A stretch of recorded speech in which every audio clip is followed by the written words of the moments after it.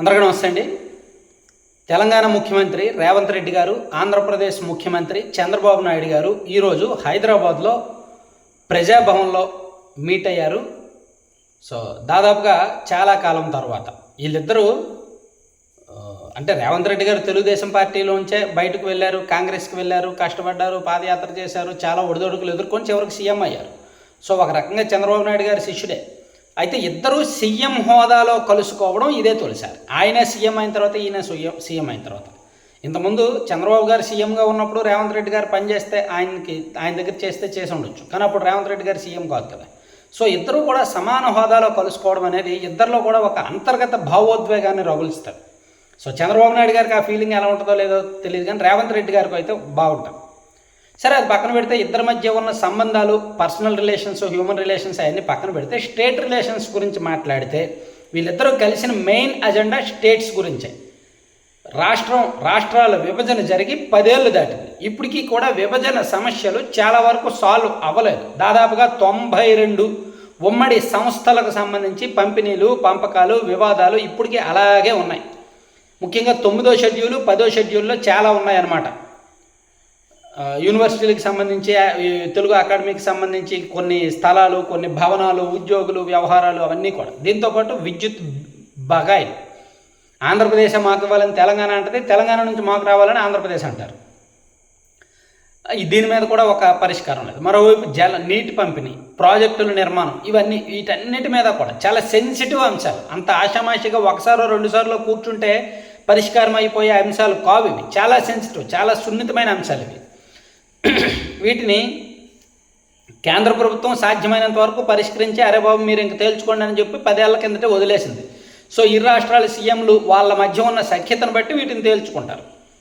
Actually ఇప్పుడు చాలా critical అనమాట. ఒకవేళ ఆంధ్రప్రదేశ్ ఏమంటుంది, మాకు 7,000 కోట్లు మీ తెలంగాణ నుంచి రావాలి విద్యుత్ బకాయిలని ఆంధ్రప్రదేశ్ అంటుంది.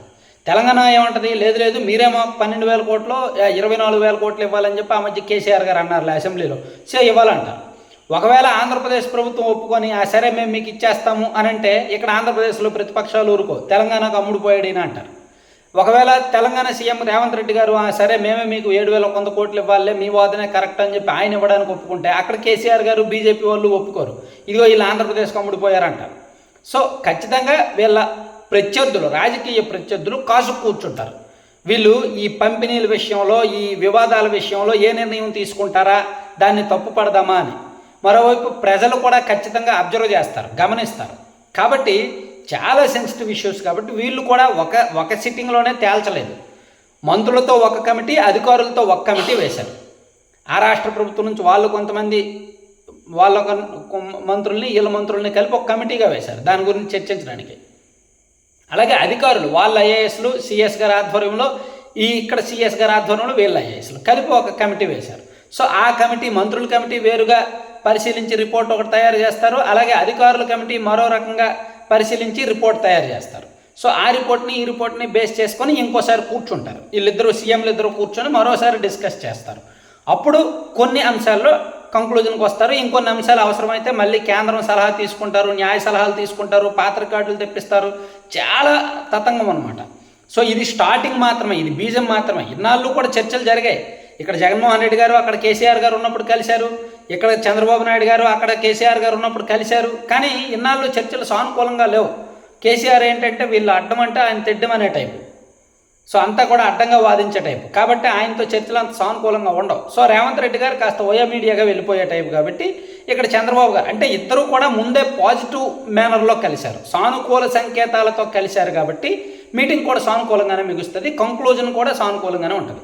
సో వీళ్ళిద్దరూ అదే పొజిషన్లో ఉండగా, ఇద్దరు సీఎంలుగా ఉండగానే నెక్స్ట్ 5 ఇయర్స్లోగా వీటిని తేల్చేస్తే, ఒక క్లారిటీ ఇచ్చేస్తే బాగుంటుంది.